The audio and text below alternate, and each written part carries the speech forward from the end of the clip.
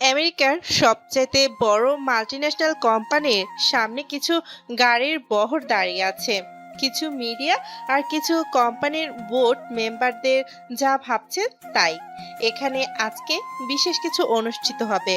আজকে মিস্টার হাবিব মির্জা এর একমাত্র ছেলে মিস্টার সাব্বির মির্জার কোম্পানির সিইও হিসেবে অভিষেক। গাড়ির দরজা খুলে দিল একজন গার্ড। গাড়ি থেকে সাব্বির তার পা বের করলো এবং ধীরে ধীরে বেরিয়ে আসলো। বৃষ্টির দিন ছিল, তাই গার্ড এসে ছাতা ধরলো। কালো শু পরা পা দুটো, সাদা শার্টের উপর ব্লু কালারের ব্লেজার আর কালো প্যান্ট, একেবারে অফিস লোক। তার উপর ফর্সা মুখে খোঁচা খোঁচা দাড়ি, একেবারে চকলেট বয়। হাইট 5 ফুট 8 ইঞ্চি হবে। মেয়েরা একেবারে হাঁ হয়ে তাকিয়ে আছে আর সবাই এগিয়ে আসছে ওয়েলকাম জানাতে। সবার সাথে শুভেচ্ছা বিনিময় করে সাব্বির আস্তে আস্তে অফিসের ভিতরে ঢুকলো আর তার পেছনে গেল 4 জন গার্ড, সবার হাতে রাইফেল। সাব্বির সোজা গিয়ে কেবিনে বসলো। কিরে, কেমন লাগছে অফিস? তুমি তো জানো আমার এইসব পছন্দ না। আমার তো বয়স হয়েছে, এখন থেকে এইসব তোকে সামলাতে হবে। বাবা, আমার একটু টাইম দরকার। আমি এখন কমফোর্টেবল ফিল করতেছি না। আর এই বিলাসিতা আমার দরকার নেই। আমি নিজের পায়ে দাঁড়াতে চাই, কিছু করতে চাই। অনেক কিছু শেখার আছে আমার। এখন তুই কি চাস? আমাকে কয়েক মাস জীবনটা নিজের মতো করে কাটাতে দাও। যদি কিছু না করতে পারিস? তাহলে সবকিছুর দায়িত্ব নিজের হাতে তুলে নিব। ওকে, ইওর টাইম স্টার্ট নাও। কিন্তু তুই অফিসিয়ালি এই কোম্পানির এমডি থাকবি। ওকে, কিন্তু আমার অবর্তমানে সব কে সামলাবে? আমি আছি না। That's like my dad. আমি বাসায় যাচ্ছি, সেখান থেকে জার্নি স্টার্ট করব। আর কদিন নানু বাড়িতে বেড়াতে যাব। তাহলে এক কাজ কর, যেহেতু বাংলাদেশে যাবি, সেখানে আমাদের কোম্পানির একটি বড় অফিস আছে, ওইটার কিছু হিসাব নিকাশ দেখে আসিস। ওকে। সাব্বির বেরিয়ে পড়লো গাড়ি নিয়ে। এত বড় কোম্পানির সিইও পদের আশায় অনেকে বসেছিল, কিন্তু সাব্বির মির্জাই যে সিইও নির্বাচিত হবে তা অনেকের মাথায় আসেনি। কেননা অনেকে জানতো যে হাবিব মির্জা নিঃসন্তান, কিন্তু আজ সবার আশায় পানি ঢেলে দিলেন সাব্বির মির্জা। সাব্বির মির্জার গাড়ি এখন মির্জা প্যালেসের সামনে দাঁড়িয়ে আছে। বিশাল জায়গা জুড়ে 3 তলা বাড়িটি, উঁচু প্রাচীর দিয়ে ঘেরা। সাব্বির মির্জা গাড়ি থেকে নেমে বাড়িতে গিয়ে সোজা রান্নাঘরে ঢুকলেন, কেননা এই সময় তার মাকে রান্নাঘরে পাওয়া যাবে। কি ভাবছেন, এত বড় লোকের স্ত্রী রান্নাঘরে কি করছে? সাব্বির মির্জার মা বাড়ির সব কাজ কাজের লোক দিয়ে করালেও রান্নার পর্বটা নিজের হাতেই সামলান। সাব্বির মা বলে পেছন থেকে মায়ের ঘাড়ে থুতনি রাখলো। রে, আজ না তোর অফিসে থাকার কথা? তুমিও খালি অফিস অফিস করো কেন? আমি অফিসে যাব না কাল থেকে। কেন? আমি ওয়ার্ল্ড ট্যুরে যাব। ওয়ার্ল্ড ট্যুর আবার কোথা থেকে তোর মাথায় আসলো? এত কিছু বলতে পারবো না। খিদে পেয়েছে, খেতে দাও। যা, হাত মুখ ধুয়ে আয়, আমি খাইয়ে দিই। সাব্বির তার মার কথা মতো খেয়ে নিল। সকালে রওনা দিবে। রাতে তার প্রাইভেট জেটের ক্যাপ্টেনকে জানিয়ে রাখলো আর ব্যাগ প্যাক করে নিল। সাব্বির প্রথমে ভাবলো একাই যাবে, কিন্তু পরে ভাবলো তার বেস্ট ফ্রেন্ড সাথে নিয়ে যাবে। সাব্বির তার বেস্ট ফ্রেন্ড সাইফুলকে কল দিল। দোস্ত, কথা যা বলতেছি কান খুলে শুনে রাখ। সকালে তোর বাসার সামনে ব্যাকপ্যাক নিয়ে রেডি থাকিস, আমি তোকে পিক করে নিব। কিন্তু টুট টুট টুট কল কেটে দিচ্ছে কিছু বলার আগে। সাইফুল জানে যে সাব্বির নিশ্চয়ই কোনো জায়গায় যাওয়ার প্ল্যান করেছে, তাই সে সাব্বিরের কথা মতো রেডি হয়ে সকালে ওয়েট করতে থাকে। সাব্বির সকালে বাবা মাকে বিদায় জানিয়ে রওনা দেয় নির্দিষ্ট গন্তব্যের উদ্দেশ্যে। সাইফুল হঠাৎ গাড়ির হর্ন শুনতে পায়। দেখে যে একটি হোয়াইট লিমোনিজ দাঁড়িয়ে আছে। সাব্বিরকে দেখে সে গাড়িতে উঠে পড়ে। গাড়ি সোজা এয়ারপোর্টে থামে। এয়ারপোর্টে ভিআইপি কাউন্টারে দিয়ে ওরা ভিতরে প্রবেশ করে। ক্যাপ্টেন ওদের স্বাগতম জানায়। সাব্বির প্লেনে উঠে পড়ে। গন্তব্য বাংলাদেশ। প্লেন চলছে। সাব্বির আর সাইফুল বসে বসে সব প্ল্যান করে নেয় কিভাবে কি করবে। একটু পর সাব্বির ঘুমিয়ে পড়ে। সাইফুলের ডাকে ঘুম ভাঙে। উঠে পড়। পৌঁছে গেছি। অনেকক্ষণ হলো। চল। ফ্রেশ হয়ে দুজন বেরিয়ে পড়ল সাব্বির আর সাইফুল এয়ারপোর্ট থেকে। বেরিয়ে একটা ট্যাক্সি নিল। ভাবছেন তো যে ট্যাক্সি নিল কেন? আসলে সাব্বির চায় তার বাবার টাকার বিলাসিতা ছেড়ে নিজে কিছু করে দেখাতে। তাই সে যত পারবে তার বাবার দাপট ও টাকার গরম কমিয়ে দেখাবে। ট্যাক্সি ভাড়া মিটিয়ে দিয়ে সাব্বির একটা হোটেলে ওঠে। আজ রাত এখানেই কাটাবে। কাল রওনা দিবে নানার বাড়ির উদ্দেশ্যে। ম্যানেজারকে তাদের পরিচয় জানালে ম্যানেজার তাদের একটা কি কার্ড দেয়। কি কার্ডটা নিয়ে হোটেল বয় আমাদের একটা রুম নিয়ে যায়, ভিআইপি একটা রুমে। এই রুমে আগে থেকেই বুক করে রেখেছিল সাব্বির। হোটেল বয় চলে গেলে দুজন ফ্রেশ হয়ে খাবার অর্ডার দিলে হোটেল বয় খাবার দিয়ে যায়। দুজনে খাবার খেয়ে শুয়ে পড়ে। যেহেতু ক্লান্ত ছিল তাই ঘুমিয়ে পড়ে। সকালে ঘুম থেকে উঠে হোটেলের বাইরে আসতেই দেখতে পেল একটা ব্ল্যাক কালারের মার্সিডিজ দাঁড়িয়ে আছে। মোবাইলে একটা কল আসলো। দেখলো ওর বাবা কল দিয়েছে। কিরে, কেমন লাগলো সারপ্রাইজ? এটা ঠিক করলা না। কেন? তোমাকে আমি কি বলে আসছিলাম? তোর খ্যাতগিরি পকেটে রাখ। তুই কি সবাইকে এটা বোঝাতে চাস যে হাবিব মির্জা গরিব হয়ে গেছে? কিন্তু কোনো কিন্তু টিন্তু না। গাড়িটা নিয়ে নানার বাসায় যা, তোর জন্য কিনলাম। আচ্ছা। সাব্বির গাড়িতে উঠে পড়ে। সাইফুল লাকেজ দুটো গাড়ির ডিক্কিতে ভরে উঠে পড়ে গাড়িতে। গাড়ি চলতে থাকে সিলেটের উদ্দেশ্যে। গাড়ির মাঝ রাস্তায় থামিয়ে ওরা লাঞ্চ করে নেয়। আর গাড়ি এবার সাইফুল চালাতে থাকে। সন্ধ্যায় তারা তাদের গন্তব্যে পৌঁছায়। সাব্বির গাড়ির কাজ সরিয়ে গ্রামের ফ্রেশ বাতাস উপভোগ করতে থাকে। গ্রামের বাড়ি কারেন্ট আছে, তবুও রাস্তা অন্ধকার। সাইডে নদী বয়ে চলেছে। নদীর কিছু নৌকা আছে। নৌকাগুলো হ্যারিকেনে আলো জ্বলছে। রাস্তার দুই পাশ থেকে ঝিঝি পোকার আওয়াজ শোনা যাচ্ছে। সব মিলিয়ে অপূর্ব এক দৃশ্য। ল্যাম্পপোস্টের আলোতে ঘোর কাটে সাব্বির। দেখতে পায় বিশাল একটি বাড়ি, একেবারে পুরনো জমিদার বাড়ির মতো। গাড়ির হর্নের আওয়াজে কিছু লোক বেরিয়ে আসে বাড়ি থেকে। সব মিলিয়ে 10-12 জন হবে। 4 জন পুরুষ, 2 জন মাঝারি বয়সের আর একজন তরুণ, আর একটা বাচ্চা 13-15 বছর হবে। আর 2 জন মহিলা মাঝারি বয়সের আর 2 জন তরুণী, আর একজন বৃদ্ধা। আর কিছু লোক সাইডে দাঁড়িয়ে আছে, কাজের লোক মনে হয়। আসসালামু আলাইকুম। আসসালামু আলাইকুম। দেখছিস আমার নাতি তেতিও সংস্কার ফুলনি। এতক্ষণে বুঝতে পারলাম যে উনি আমার নানি। আমি কাউকেই ঠিক মতো চিনি না, কারণ অনেক ছোটবেলায় এখানে এসেছি। মামা মামি, মামাতো ভাই সবার সাথে কথা বললাম। সাব্বিরের মামাতো ভাই ওদের দুজনকে একটা রুম দেখিয়ে দিল। আর সেখানেই খেয়ে দিয়ে ঘুমিয়ে পড়ল। ভাববেন না গ্রামের বাড়ি বলে কোনো কিছুর অভাব আছে, সব আছে এখানে। সকালবেলা তাড়াতাড়ি ঘুম ভেঙে গেল দুজনের। গ্রামের আবহাওয়ায় বোধহয় মনটা যতই দেরি করে ঘুমাক না কেন তাড়াতাড়ি ঘুম ভেঙে যায়। সকালে উঠে দুজনে নাস্তা করে, গ্রামের বাহারি নাস্তা যাকে বলে। তারপর সবার জন্য আনা গিফটগুলো সবাইকে বুঝিয়ে দেয়। এখানে আসার পর থেকে সাব্বির খেয়াল করেছে যে ওর 2 মামাতো বোন ওকে কিভাবে যেন দেখে, মানে আর চোখে তাকিয়ে থাকে ওর দিকে। সাব্বির বুঝতে পারে যে এদের থেকে দূরে থাকাই কল্যাণকর। বিকেলে সাব্বির ওর 2 মামাতো ভাইকে নিয়ে ঘুরতে বের হয়। গ্রামের কাঁচা রাস্তা, তাই আর গাড়ি নেয় না সাথে, সাইকেলে করে রওনা দেয়। ওদের গ্রামটা বেশি বড় না, জঙ্গলে ঘেরা এলাকা। সাব্বির আর ওর মামাতো ভাইরা মিলে ডিসিশন নেয় যে তারা জঙ্গলের ভিতরে একটি জলপ্রপাত আছে সেখানে যাবে। তারা তাদের সাথে প্রয়োজনীয় সকল জিনিসপত্র নিয়ে নেয়।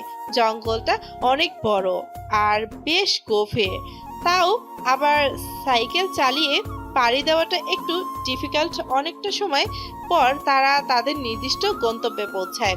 জলপ্রপাতের পাশে অনেক পানি জমেছিল।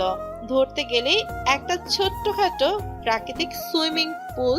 সাব্বির সেখানে নেমে গোসল করতে থাকে। তার ভাইয়েরা তার সাথে যোগ দেয় গোসল করতে আর পানিতে খেলার ছলে। দেখতে দেখতে দুপুর হয়ে যায়। 3 জনেরই সেই লেভেলের ক্ষুধা লেগেছে। কিরে, এখন কি খাবো? আমার তো অনেক ক্ষুধা লাগছে। বারবিকিউ খাবি? এই জঙ্গলে তোর কোন নানাই বারবিকিউ বিক্রি করে? আরে পাগলা, বিক্রি করবে কেন, আমরা রান্না করব। মানে? সাব্বির ব্যাগে করে বারবিকিউ বানানোর সামগ্রী নিয়ে এসেছিল, যা ওর মামাতো ভাই অর্ক ও নীল জানতো না। সাব্বির ব্যাগ থেকে সব বের করলো, তাই তারা একটু অবাক হলেও ভাবে যে আইডিয়াটা খারাপ না। কিন্তু এই বনের ভিতরে অনেক হিংস্র পশু পাখি আছে, তারা যদি অ্যাটাক করে, তাই একটু ভাবনা চিন্তার পর সবাই ডিসিশন নিল যা হয় হবে, তাও তারা বারবিকিউ করবে। সাব্বির লেগে পড়ে মিশন বারবিকিউতে। অনেকটা সময় পর বারবিকিউ রান্না শেষ হয়। তিনজনে মিলে খাওয়া দাওয়া শেষ করে হঠাৎ ঝোপঝাড় থেকে কিছুর আওয়াজ শোনা যায়। সাব্বির আর ওর ভাইয়েরা ভাবে যে কোনো বন্য পশু পাখি, কিন্তু আওয়াজটা কাছে আসতেই তারা বুঝতে পারে যে আওয়াজটা কিছু মানুষের। সাব্বির আর ওরা একটা গাছের পিছে লুকিয়ে পড়ে। ঝোপঝাড় থেকে কিছু কালো মতন লোক বেরিয়ে আসে, অনেক বড় বড়, বাবরি চুল, বলিষ্ঠ, মোটা সোটা। এরা কারা? এরা ডাকাত। ডাকাত শব্দটা শুনে সাব্বির একটু ভয় পায়, কেননা এই জঙ্গলে ওরা তিনজন আর এরা 8-10 জন। এরা যদি অ্যাটাক করে তাহলে বাঁচার উপায় থাকবে না, আর এদেরকে বাঁচানোর ক্ষমতাও নেই, কেননা চোর ডাকাতের বিশ্বাস করা আর নিজের পায়ে কুড়াল মারা একই কথা। চল কেটে পড়ি। সাইকেলগুলো আরে রাখ তোর সাইকেল, জীবন নিয়ে জঙ্গল থেকে বেঁচে ফিরি তখন সাইকেলের গোডাউন কিনে দিব তোকে। ঠিক বলেছিস। সাব্বির আর ওরা পা বাড়ায় বাড়ির পথে, কিন্তু নীলের পা পড়ে যায় একটা গাছের শুকনো ডালের উপর। মরমর করে আওয়াজ হয়। কে রে ওখানে?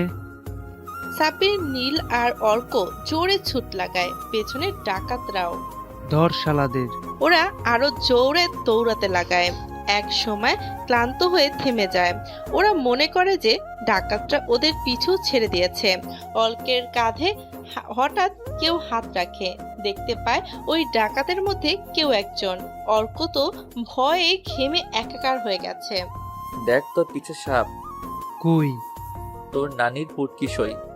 বলেই তিনজনে মিলে দৌড় দেয়। দৌড়াতে থাকে আর হাসতে থাকে। হাঁটতে হাঁটতে সন্ধ্যা হয়ে গেছে, তবুও রাস্তা খুঁজে পাওয়া যাচ্ছে না। আর অর্ক আর নীল তো বারবার সাব্বিরের বুদ্ধির তারিফ করছে। কিরে, তুই না বিদেশে থাকিস, তাহলে এইসব কই থেকে শিখলি? আরে ইউটিউব নামক অ্যাপ্লিকেশনের বদৌলতে। কথা বলতে বলতে হাঁটতে থাকে। হঠাৎ রাস্তার মতো কিছু চোখে পড়ে। সাব্বিরের দেখতে পায় মেন রাস্তা। সাব্বির, নীল আর অর্ক তো খুশিতে নাচতে থাকে। অনেকক্ষণ দাঁড়িয়ে থাকার পর একটা গাড়ি আসতে দেখা যায়। সাব্বির, অর্ক আর নীল তিনজনে গিয়ে গাড়ির সামনে গিয়ে দাঁড়ায়। গাড়িটি থেমে যায়। গাড়িতে বোধহয় দুজন মেয়ে আছে, তাই সাব্বির এগিয়ে গিয়ে যে মেয়ে গাড়ি চালাচ্ছিল তার কাছে যায় লিফট চাওয়ার জন্য। হ্যালো, শুনছেন? দুজনে দুজনের চেহারার দিকে তাকিয়ে ভূত বলে চিৎকার দেয়। সাব্বির, অর্ক আর নীল তিনজনের দিকে তাকিয়ে ভূত খুঁজতে থাকে, কিন্তু না, কোথাও ভূত নাই। ভাই, ওনারা মনে হয় আমাদের দেখে ভূত ভাবছেন। আমাদের এক একটার যে চেহারা, যে কেউ ভয় পাবে। অর্ক আর সাব্বির দুজন দুজনের চেহারা ভালো করে দেখলো। কি জানি একটা কিছু মনে করে দুজনেই মাটিতে হাসতে হাসতে গড়াগড়ি খেতে লাগলো। জঙ্গলে এতক্ষণ ঘোরাঘুরি করার ফলে চেহারা, চুল, জামা কাপড়ে 12টা বেজে গেছে, তাই ওরা হাসছে যে ওদের ভূত ভাবলো। সাব্বির গাড়ির দরজা খুলে ভেতরে পানির বোতল পেল, সেটা দিয়ে তিনজন আগে চেহারা ধুয়ে নিল। পরে মেয়ে দুটোর মুখে পানি ছিটাতে লাগলো। মেয়ে দুটোর জ্ঞান ফিরল। ড্রাইভিং সিটে বসে থাকা মেয়েটি চারদিকে একবার চোখ বোলালো, তারপর সাব্বিরকে আষ্টে পিষ্টে জড়িয়ে ধরলো। সাব্বিরের শরীরে যেন কারেন্টের শক বয়ে যাচ্ছে। এই প্রথম কোনো মেয়ে এভাবে জড়িয়ে ধরায় এরকম অনুভূতি হচ্ছে। অর্ক আর নীল থ হয়ে তাকিয়ে আছে। মেয়েটি সাব্বিরকে জড়িয়ে ধরে ভয়ে রীতিমতো কাঁপছে। সাব্বির বুঝতে পারে মেয়েটি প্রচুর ভয় পেয়েছে। সাব্বির মেয়েটিকে সান্ত্বনা দেয় যে সব ঠিক আছে, তবুও মেয়েটির নাছোড় বান্দা। ছাড়তে নারাজ। সাব্বির আর কথা বাড়ালো না। অর্ক আর নীল গাড়ির পেছনে বসে পড়ে। সাথে পাশে বসে থাকা মেয়েটি, সে এখন নর্মাল, আর সাব্বির ওই মেয়েটিকে কোলে নিয়ে গাড়ি চালাচ্ছে। কথোপকথনের মাধ্যমে জানা গেল যে এরা দুজন এখানে ঘুরতে এসেছে, কিন্তু কোনো হোটেল খালি পাচ্ছে না, সব বুক করা, তাই অন্য হোটেলের সন্ধানে যাচ্ছিল। আর রাস্তায় কি হলো আপনারা তো জানেনই। সাব্বির গাড়ি চালাচ্ছে, কোলে বসে রয়েছে মেয়েটি। চাঁদের আলো মেয়েটির মুখে এসে পড়েছে। সাব্বির এতক্ষণ মেয়েটির মুখের দিকে তাকালো। জ্যোৎস্নার আলোয় মুখটি মেখে রয়েছে ফর্সা, মুখের মাঝে নাক আর গাল লাল হয়ে আছে, হয়তো এখনো ঘুরে রয়েছে। মেয়েটি একটি শব্দ উচ্চারণ করেনি এখন পর্যন্ত। সাব্বিরের কেমন যেন ভালো লাগা কাজ করছে মেয়েটির প্রতি। হাওয়ায় মেয়েটির চুলগুলো উড়ছে। অর্ক আর নীল মেঘার সাথে গল্প করছে, আর হিয়া সাব্বিরের কোলে আছে। সাব্বির গাড়ি নিয়ে সোজা তাদের বাড়িতে আসলো। মেঘাকে বলে দিয়েছে যে চাইলে তারা এখানে থাকতে পারে। গাড়ি থেকে ওরা নেমে গেল। সাব্বির হিয়াকে কোলে নিল। মেয়েটির শরীর হাত দেয়া মাত্রই সাব্বির বুঝতে পারলো যে হিয়া প্রচন্ড জ্বর এসেছে। বাড়িতে প্রবেশ করার পর সাব্বির কোলে মেয়েটিকে দেখে ওই দুই মামাতো বোন যেন রাগে ফুঁসতে থাকে। ওর নানি ইশারায় জিজ্ঞেস করে যে কে। সাব্বির ওদেরকে সব খুলে বলে। নানি ও মামারা তিনজনকে জঙ্গলে যাওয়ার জন্য বকে কিছুক্ষণ পরে মেয়েটিকে ওর মামির কাছে দিয়ে চলে আসে। সাব্বির যখন হিয়াকে কোল থেকে নামিয়ে দেয় তখন হিয়া পিটপিট করে তাকায়। সাব্বির চলে আসে রুমে, ব্যাগ থেকে ফার্স্ট এইড কিট থেকে কিছু মেডিসিন নিয়ে মামিকে দিয়ে আসে। রুমে এসে গোসল করে সাব্বির খেয়ে নেয়। সারাদিন ক্লান্তিতে সাব্বিরের ঘুম চলে আসে, সে ঘুমিয়ে পড়ে। সকালে ঘুম থেকে উঠে সাব্বির পুকুর পাড়ে গিয়ে বসে। ঘাট বাঁধা পুকুর। সাব্বির ভাবে যে গোসল করে নেওয়া যাক। সাব্বির নেমে ডুব দেয়। ডুব দিয়ে যখন ওঠে তখন তার সামনে হিয়াও ওঠে। দুজনের চোখাচোখি হয়ে যায়। হিয়া চিৎকার দেওয়ার জন্য মুখ খুলতে নিলে সাব্বির হিয়ার ঠোঁট দুটো নিজের আয়ত্তে নিয়ে নেয়। হিয়া প্রথমে জোর খাটালেও পরে নিস্তেজ হয়ে যায়। আপনারা ভাবছেন তো সাব্বির কেন এমনটা করলো? এই অবস্থায় যদি মেয়েটি চিৎকার দেয় তাহলে কেউ চলে আসলে দুজনকে নিয়ে অনেক বাজে কথা বলবে। গ্রামের ব্যাপার তো জানেনি, সবাই কম বেশি সাব্বিরের হিয়াকে শান্ত হতে দেখে ছেড়ে দেয়। তখনই কিছু পড়ে সাব্বিরের গালে। সাব্বির বলদের মতো থ হয়ে চেয়ে রয় আর ভাবতে থাকে কাল রাতে কোলে বসেছিল তখন কিছু না, আর এখন ক্ষেত। এই তুমি গেও খ্যাত, সাহস কি করে হয় আমার শরীরে টাচ করার? তোমার স্ট্যাটাস কি? 2 টাকার ফকির। বলেই হিয়া চলে যায়। সাব্বির ভাবে আসলেই কি স্ট্যাটাস আমার, ভেবে একটা মুচকি হাসি দেয়। সাব্বির এখানে আসার পর এখানকার মানুষের মতো ড্রেস আপ করে ঘুরে বেড়ায়, তাই হয়তো হিয়া তাকে ক্ষেত ভেবেছে। সাব্বির দুপুরে লাঞ্চের টাইমে আর হিয়ার সামনে যায়নি। থাপ্পড়গুলো সাব্বির হজম করলেও খ্যাত কথাটা তার মাথায় বাজছে। আমেরিকায় থাকাকালীন কত মেয়ে তার পেছনে ঘুরেছে শুধু তার স্টাইল আর লাইফ স্টাইল দেখে, আর এখানে এসে সে খ্যাত বনে গেল। মিস ইগো, তুই জানো না এই সাব্বির কোন লেভেলের স্ট্যাটাস ওয়ালা খ্যাত? বিকেলে সাব্বির বাগানে বসে আইফোন বের করে গান শুনছে, কানে হেডফোন লাগে। তখন হিয়া আর মেঘার সাথে নীল আর অর্ক। ও মাই গড, ব্র্যান্ড নিউ মার্সিডিজ গাড়ি, তাও আবার এই গ্রামে, কিভাবে সম্ভব? কেন, গ্রাম বলে কি এখানে দামি গাড়ি আনা নিষেধ নাকি? আমি কি তাই বলেছি? মানে এখানে এত দামি গাড়ি কে ইউজ করে? সাব্বির ভাই। কি? মেঘা আর হিয়ার দাঁতের নিচের পাটি ঝুলে পড়েছে এই কথা শুনে। ওই খ্যাতের গাড়ি এটা? অবিশ্বাস্য। বিশ্বাস না হলে ওকে জিজ্ঞেস করে দেখেন। চলো জিজ্ঞাসা করি। হ্যালো মিস্টার লুঙ্গি। সাব্বিরের কানে হেডফোন, তাই শুনতে পায়নি। এবার হিয়া সাব্বিরের হেডফোন খুলে ফেললো টান দিয়ে। এই যে কথা কি কানে যায় না তোর? কি সব অসভ্যতাম করছেন আপনি? আমার হেডফোন খুললেন কেন? বেশ রাগ নিয়ে কথাটা বললো। আসলে জিজ্ঞেস করতে চাইছিলাম যে ওই গাড়িটা কি তোমার? না, আমার না তো। ও যে বললো যে আপনার গাড়ি। ও মিথ্যা বলেছে, এটা ওর গাড়ি। বলেই সাব্বির উঠে চলে গেল। হিয়া আর মেঘা রাগের লুক নিয়ে তাকিয়ে আছে অর্কের দিকে। আরে আরে, এভাবে চেয়ে আছেন কেন? খেয়ে ফেলবেন নাকি? হ্যাঁ, তোমার মাথাটা চিবিয়ে খাবো। নিজের গাড়িকে অন্যের বলে দাবি করো কেন, হ্যাঁ? অর্ককে সাব্বির যাওয়ার সময় চোখের ভাষে সব বুঝিয়ে দিয়েছে। এমনি মজা করলাম। তোমার মজার গোষ্ঠী গিলাই। আর ওর ভাব সাব দেখে মনে হয় যেন কোন নবাবজাদার ছেলে, কিন্তু গ্রামের খ্যাত। বলেই হিয়া হাসতে থাকে। সাব্বির চায় না যে কেউ তার আভিজাত্যকে ভালোবাসুক, সে চায় এমন কেউ তাকে ভালোবাসুক যে সুখে দুঃখে সবসময় পাশে থাকবে। দেখতে দেখতে এক সপ্তাহ কেটে গেছে। হিয়া এই কয়েকদিনে সাব্বিরকে বিভিন্নভাবে অপমান করেছে, কিন্তু সাব্বির কোনো প্রতিবাদ করেনি, অবহেলা অপমান সহ করেছে। সে ইচ্ছে করেই এমনটা করেছে, নিজেকে এই বাড়ির কাজের লোকের মতো উপস্থাপন করেছে। সাব্বির দেখতে চায় মানুষ কতটা নিচে নামতে পারে। এই কয়েকদিনে মেঘার সাথে অর্কের খুব ভালো সম্পর্ক তৈরি হয়েছে। হিয়া কেমন যেন একঘেয়ে। মেঘা মেয়েটার মাঝে অহংকার বোধ খুব কম, কিন্তু হিয়া সে তার বাবার টাকার গরম দেখায়। তার বাবার নেহাত অনেক বড়লোক হতে পারে, কিন্তু সাব্বিরের বাবার কাছে হাতের ময়লা মাত্র। আর সাব্বিরের বাবা তার সমস্ত প্রপার্টি সাব্বিরের নামে ছোটবেলা থেকেই লিখে দিয়েছে। আজ হিয়াও মেঘা চলে যাবে, তাই অর্ক তাদের এগিয়ে দিয়ে গেছে। সাব্বিরও আজ রওনা দেবে। সাইফুল তার ফুপুর বাসায় গেছে, সেখানে যাবে। একদিন থেকে অফিসের কাজ সেরে নেবে। সাব্বির সবার কাছ থেকে বিদায় নিয়ে রওনা হয় গাড়ি নিয়ে। পথ অনেকটা সিলেট থেকে ঢাকা। সাব্বির গাড়ি চালাতে চালাতে সন্ধ্যা হয়ে গেছে, আর একটু পথ বাকি। হ্যালো, কই তুই? এই তো ঢাকা এসে গেছি, আর একটু পথ বাকি। ঢাকা কলেজের সামনে দেখ, নীল হিজাব পরিহিতা একজন মেয়ে দাঁড়িয়ে আছে, ওকে সাথে নিয়ে আয়। আরে কিসের মেয়ে? কার মেয়ে? নাম্বার তোকে টেক্সট করে দিচ্ছি, ওকে নিয়ে আসিস, ও তোকে ঠিকানা দিবে। আচ্ছা। সাব্বির চলে যায়। কলেজের সামনে সত্যি একটা মেয়ে দাঁড়িয়ে আছে, নীল হিজাব পরা। আমি ওই নাম্বারে ফোন দিলাম, মেয়েটি ফোন বেজে উঠলো। আমি মেয়েটির সামনে গাড়ি থামালাম। মেয়েটি একটু অবাক হয়ে এত দামি গাড়ি দেখে। আপনি ভেতরে চলে আসুন।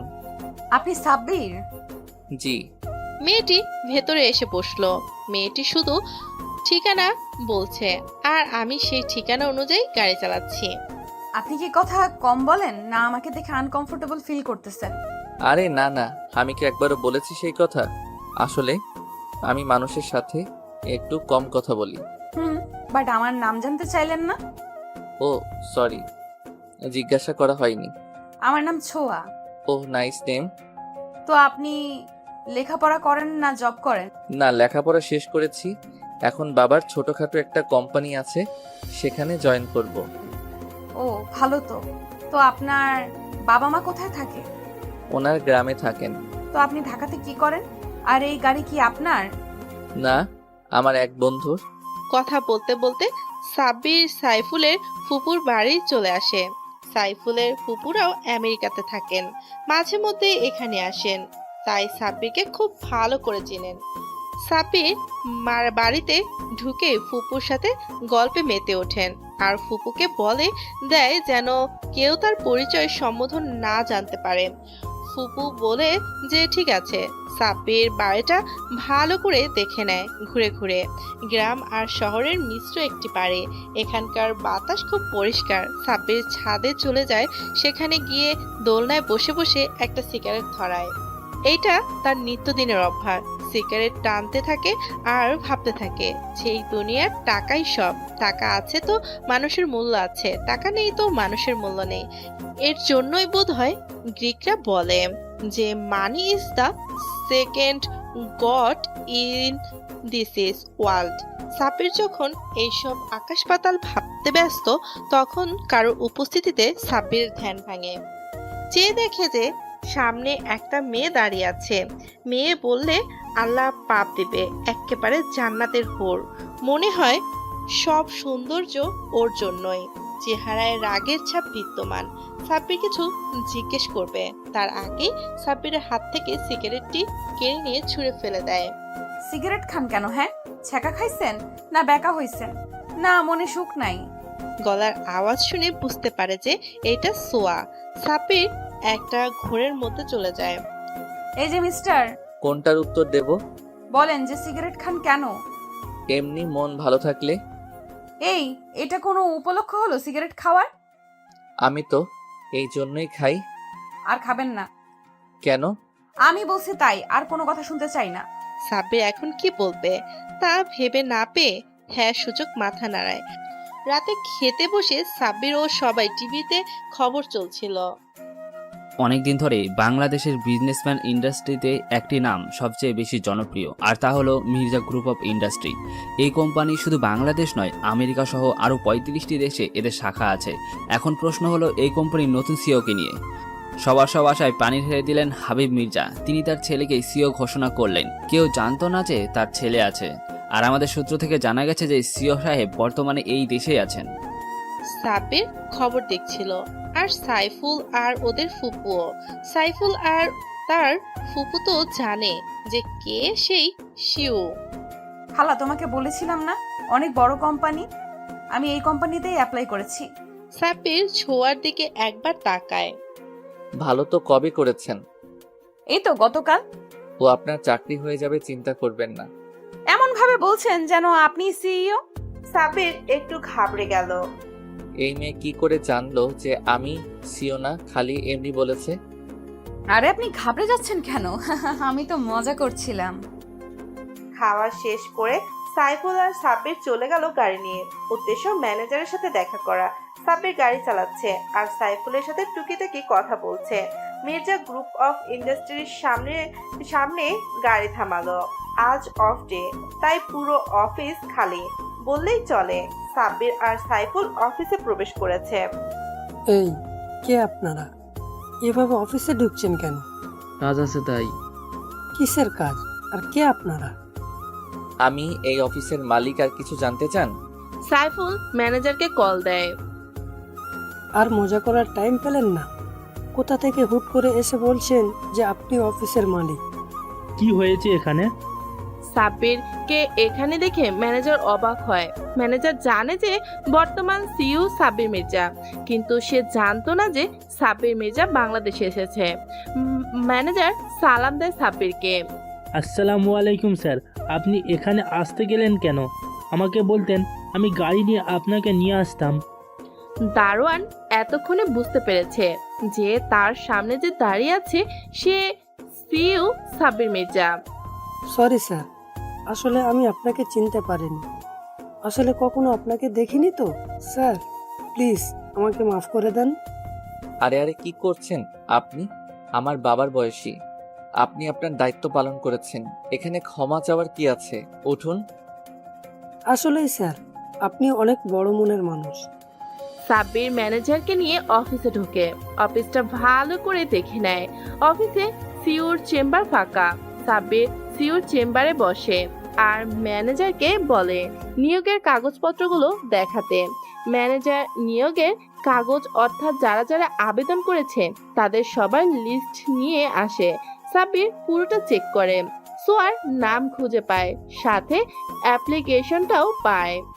ম্যানেজার সাহেব, এই মেয়েটার চাকরি যেন হয়, ওকে ইনফর্ম করে দিবেন। Okay sir. কফি আনার ব্যবস্থা করুন। সাব্বির, আমি আসি, একটু কাজ আছে, তোর গাড়িটা নিয়ে গেলাম। ওকে যা। সাইফুল চলে গেল। সাব্বির অফিসের কাজগুলো চেক করতে থাকে। সব হিসেব ঠিক আছে। আসলে ম্যানেজার অনেক সৎ, তাই সাব্বিরের বাবা ওনাকে অনেক বিশ্বাস করেন। তাই তো ওনার দায়িত্বে সবটা রেখে যান। কাগজগুলো চেক করতে করতে আর অফিসে বাকি সব দেখে সাব্বির বেরোতে নিলে। আপনার গাড়িতে সাইফুল সাহেব নিয়ে গেছেন, আমার গাড়ি নিয়ে আপনাকে ড্রপ করে দিচ্ছি, চলেন। সাব্বির প্রথমে মানা করে, পরে ম্যানেজার জোর করায় সাব্বির রাজি হয়। সাব্বির গাড়িতে বসে ম্যানেজার সাহেবের গাড়ি চালাতে থাকে। দূর থেকে ব্যাপারটা একজন লক্ষ্য করে, সেটা আর কেউ নয়, স্বয়ং গিয়া। সে এমন কিছু দেখবে ভাবতে পারেনি। সে অবাকের চরম পর্যায়ে আছে, কেননা তার বাবা আর কেউ না, ম্যানেজার সাহেব। হিয়া এখানে এসেছিল তার বাবার কাছে। তখনই দেখতে পেল যে সাব্বির গাড়িতে উঠতেছে আর তার বাবা দরজা খুলে দিচ্ছে। হিয়া ভাবতে থাকে, কে এই সাব্বির যে তার বাবা ওকে গাড়িতে বসিয়ে ড্রাইভারের মতো চালাচ্ছে, আর এই খ্যাত এত বড় কোম্পানির অফিসে কি করে? এসব ভাবতে ভাবতে গাড়ি ছেড়ে দেয়। হিয়া পেছনে দাঁড়িয়ে ভাবতে থাকে। ওই দিন অর্ক বলল যে মার্সিডিজ গাড়িটা সাব্বিরের, আবার আজ তার বাবা এত বড় কোম্পানির ম্যানেজার হয়ে সামান্য ওই খ্যাতের ড্রাইভার হয়ে গাড়ি চালাচ্ছে। হিয়া ভাবে যে দারোয়ানকে জিজ্ঞেস করবে, তাই দারোয়ানের কাছে যায়। এই দারোয়ান, এইমাত্র আমার বাবার সাথে যে ছেলেটা গেল সে কে? কার কথা বলছেন ম্যাডাম? স্যারের কথা? কে স্যার? কিসের স্যার? ওই ফকিন্নির বাচ্চাকে স্যার বলিস কেন? মাফ করবেন ম্যাডাম, আপনি হয়তো জানেন না যে উনি কে, আর জানলে আপনি ওনাকে এইসব বলতেও হাজারবার ভাবতেন। হিয়ার ফোনে কল আসে।